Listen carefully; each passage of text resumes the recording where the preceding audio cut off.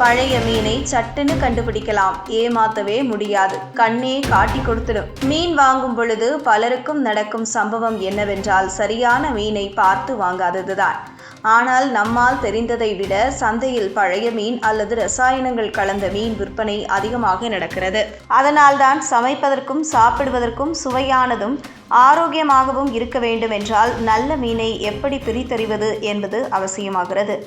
இது உங்களுக்கு சுவையில் மட்டுமல்ல, உங்கள் உடல் நலத்திலும் வித்தியாசத்தை ஏற்படுத்தும். மீனை வாங்கும்போது முதலில் பார்வையால் தான் பரிசோதனை செய்ய வேண்டும். நல்ல மீனின் தோல் சற்று கருப்படையாமல் பளிச்சென இருக்க வேண்டும். அது காற்றோடு அல்லது குளிர்சாதன பெட்டியிலிருந்து வந்தது போல மின்னும் தோற்றம் கொடுக்கும். ஆனால் பழைய மீன் அல்லது கெட்டுப்போன மீன் பசுமை அல்லது மேனிலை வாடிய தோற்றத்தில் இருக்கும். பக்கத்தில் நல்ல மீன்களுடன் வைத்திருந்தாலும் அதன் நிறமும் மேனியும் வேறுபட்டு தெரியும். இது ஆரம்ப சோதனை. மீனின் கண்களை கவனியுங்கள். இது மிகவும் முக்கியமான அம்சம்.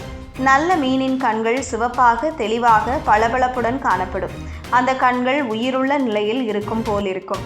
ஆனால் பழைய மீனின் கண்கள் கருப்பாகவும் உலர்ந்த போல் சளைக்கக்கூடிய நிலையாகவும் இருக்கும். பின் செவுளை கவனிக்க வேண்டும். நல்ல மீனின் சிகப்பு நிறம் அழகாக இருக்கும். ஆனால் சில வியாபாரிகள் பழைய மீன்களுக்கு இந்த சிவப்பை போல காட்ட வண்ணப்பொடி அல்லது வேறு மரபுசாரா விஷயங்களை பூசி விற்பனை செய்கின்றனர். இதை தடவி பார்த்தால் கையிலும் அந்த சிவப்பு நிறம் ஒட்டி வரும்.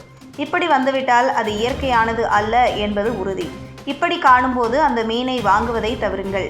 மீனை எடுத்து உங்கள் கையால் அமுக்கி பாருங்கள். ஒரு நல்ல மீனை அமுத்தினால் அது மீண்டும் பழைய நிலைக்கு வந்துவிடும். இது அதில் ஈரத்தன்மை, புதிது போன்ற குறியீடுகளை காட்டும். ஆனால் பழைய மீனின் உடலில் அமுக்கிய இடம் சற்று குளிர்ந்தபடி இருந்துவிடும். மீண்டும் மேலே எழும்பாது. அது அந்த மீனின் தரத்தை நம்மால் நேரில் உணர முடிகிறது என்ற பொருள். மீனின் வாசனையும் மறக்க முடியாது. மீனுக்கு ஒரு இயற்கையான வாசனை இருக்கும்.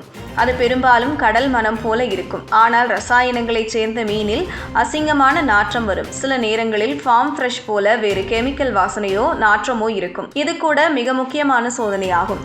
வாசனை உணர்ந்த உடனேயே அது நல்லதா இல்லையா என்பதை தீர்மானிக்கலாம்.